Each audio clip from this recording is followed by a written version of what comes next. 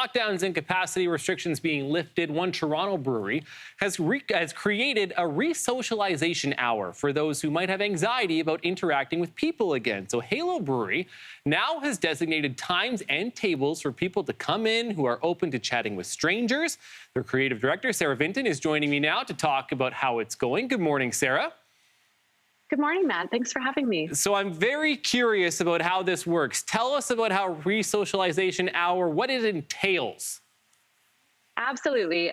So Resocialization Hour is an event that we're hosting here at Halo Brewery, right in the tap room every Monday to Wednesday in March from 4 to 7.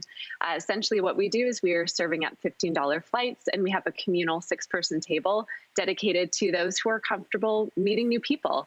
And the thinking behind it was that was something that came so naturally in places like ours, but it's become so much harder these days because of all those additional anxieties and complex social cues that we now need to navigate. So this was sort of our way of giving customers more ways to engage with us. So if you're ready to get out there, pull up a seat at the Resocialization station and start a conversation. Yeah. The rest of the tap room is...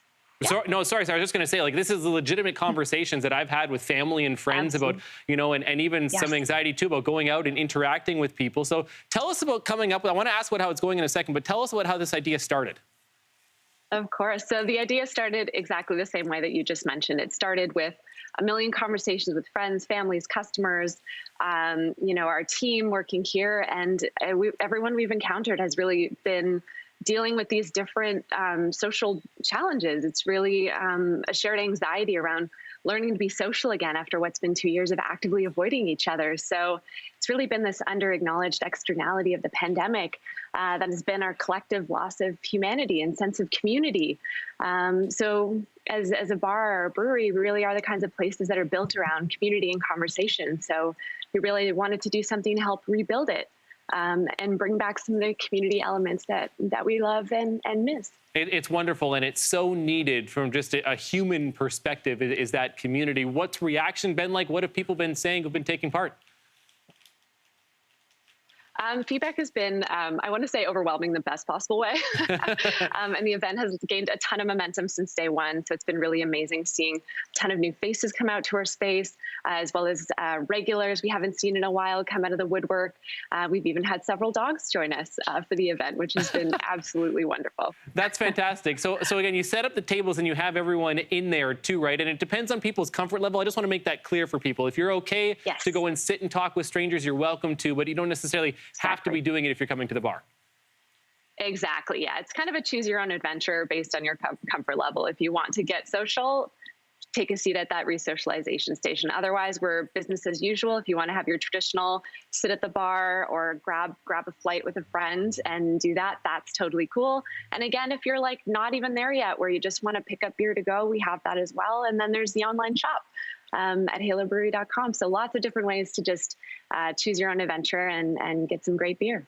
I'm curious too, Sarah, the lockdowns have hit your industry particularly hard. Tell us about, you just mentioned a few of the ways that you've changed, but how has it been from the start of the pandemic until now?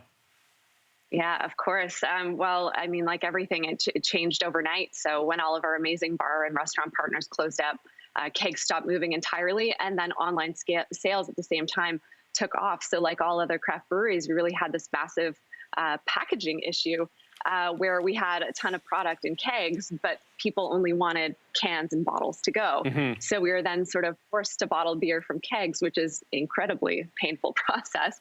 And it's depressingly wasteful because of all the additional foaming and transfer of products. So, and we had to do it all with a skeleton crew, as we did have a few people, walk away at the beginning of this. And again, we respected those comfort levels. So it's just something we needed to work with. But I mean, needless to say, after 2 years of pivoting, which I think is a word we've all come to hate as small business owners, we're overjoyed to see that things are starting to open up, and great timing around St. Patrick's Day as well. I was about to say, and hopefully that continues. It's a wonderful idea, and hopefully you're nice and busy today on St. Patrick's Day. Sarah Vinton, thank you so much for this. Amazing.